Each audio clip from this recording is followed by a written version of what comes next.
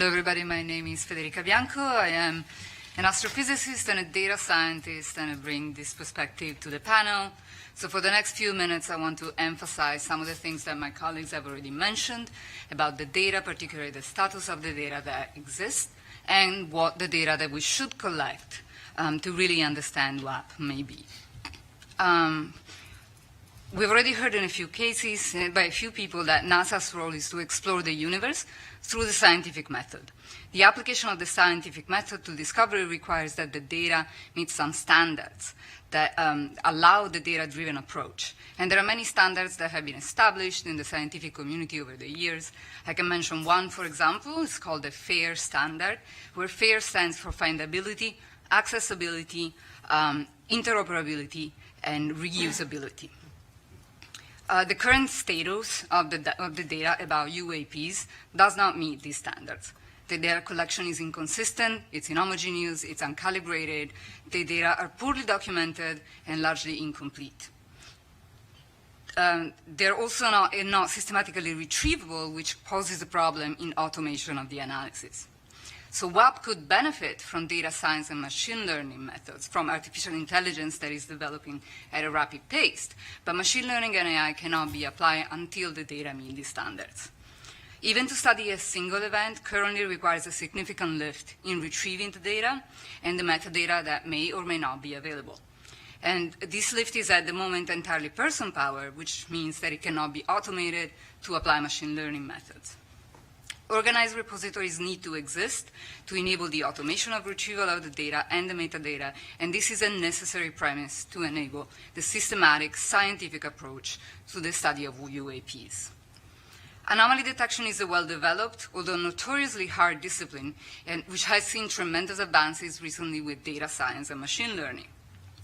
Usually, this means detecting rare and unusual signals in a complex that is noisy and rich with phenomena that we know.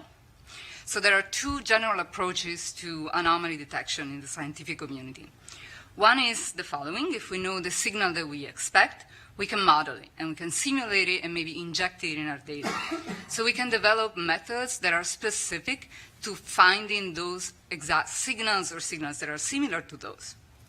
And we might be able to conceptualize signals coming from physical systems that respond to the laws of physics as we know them, but we cannot comprehensively produce all possible signals that could relate to or explain UAPs.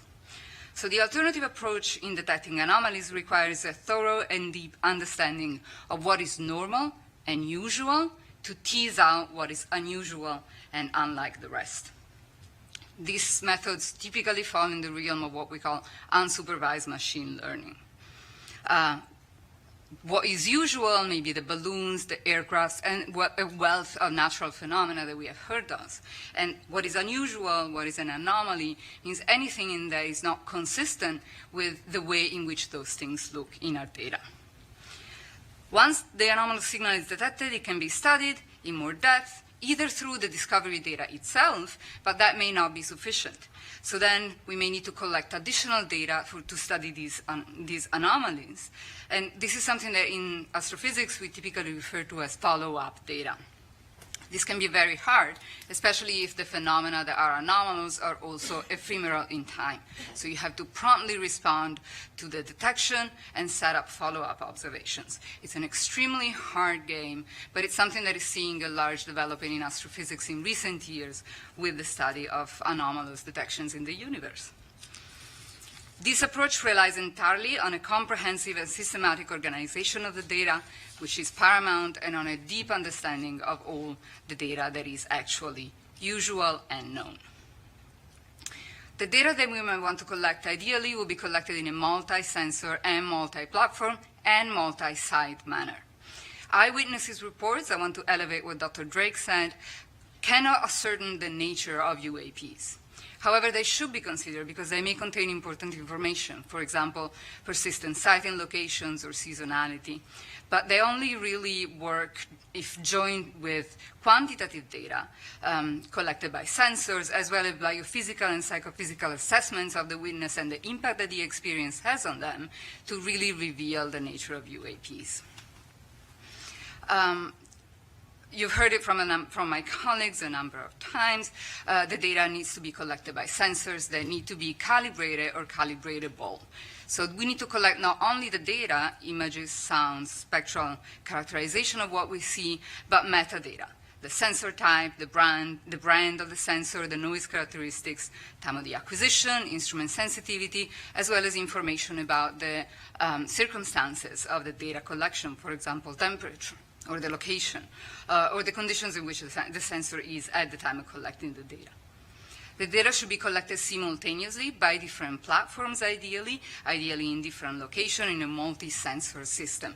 So some of the data that we may want to collect are images, but also temperature, sound recording, spectral data emissivity that tells you the color in a very fine grid, as well as monitoring the motion of objects, which has been very important to identify what we have seen as UAPs that have been reported.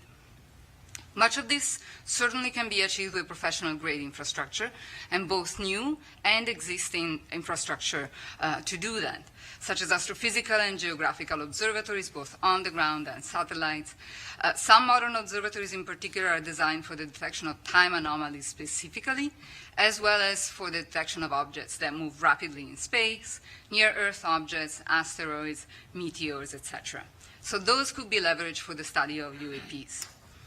There is also some effort ongoing in the developing of facilities that are specifically designed to detect UAPs, and many of those comply with the characteristics that I just described. This level of information, though, can also be obtained by the public. We could crowdsource the data collection if a platform to crowdsource exists that supports the collection of data and metadata and the transmission of data and metadata. And we think that NASA might be able to play an important role in the development of this platform. To echo what Dr. Bontempi said, NASA has a wealth of experience in coordinating scientific studies, efforts across discipline and domains, serving as a bridge between communities in the interdisciplinary studies and studies across different countries. All of these can be supported. All of these can be leveraged to support the work of the other agencies in the identification and explaining UAPs. NASA also has a really important experience in data curation. We have heard about the sophistication of the analysis of the data that NASA provides, of the sophistication of the calibration that the data that NASA shares arrives to. We have heard about the open data policy that NASA data goes under. Furthermore, NASA has recently spearheaded an effort to review NASA and NASA partner archival data to prepare them for machine learning and AI, so that data can be served to the community directly and ready to apply AI methods on it. This is an important experience that could be leveraged in the study of UAPs. However, we do want to emphasize that the current status of the UAP data will make this lift really hard compared to even what is being done by NASA for astrophysical data. And finally, I wanted to emphasize what my colleagues said. NASA has a great visibility. UAPs are of great power, of great public interest, and this could be an opportunity to really increase the reach of science, help people understand the scientific process, and maybe diversify the scientific community by attracting new talent into the scientific community due to the visibility of the problem. And I think that's all of my remarks. Questions? Lots of questions. Do you want to go, Reggie? Okay. So on the whole crowdsourcing front and getting reports from citizen scientists, what are you thinking along those lines? Is it providing a set of guidelines for how you report? Is it open sourcing a set of applications for cell phones to be able to pull in a lot of the right metadata? What does that look like? Yeah, so I think guidance would, just a set of guidance of best practices, et cetera, would just not be sufficient. I think what needs to be provided is a platform. You mentioned cell phones. Cell phones have been used for crowdsourcing, the study and detection of a number of things in astrophysics, in space science. So that can definitely be done. The issue, I think, is going to be to make sure that this platform is that this platform reaches a large enough community to really have a crowd to source the problem, and coordination. Something that this could achieve, for example, is the follow-up that I mentioned earlier, right? So we need this community that would use the crowdsourcing facilities to be connected so that if something is cited by one person, that message can go across and a broader community can point their sensors to the problem, to the sighting. And the data has to be transmitted to a place that can centralize it and curate it. Yeah, please feel free to say this is a bad idea. But if you thought about synthetic data, as you were talking, I was thinking, given the fact we don't have enough quality data to train a neural net, if we were to generate synthetic data based on the information we do have and then filling out the other characteristics as we might guess, does that then help us train something to iterate an AI to be able to find other correlations within data as we get it? So we do it all the time in data science, right? We do generate data sets where the data sets are sparse or scarce and we cannot train machine learning models.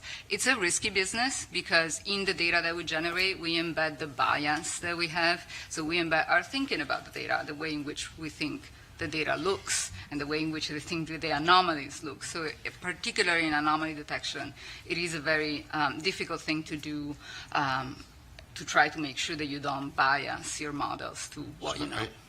I want to come back to this topic of anomaly discussion in our general discussion. We're sort of starting to run a little late, so I want to cut off questions now, but we do have a little time later at the end, so don't forget your questions, bring them up again in discussion, and we'll talk more later.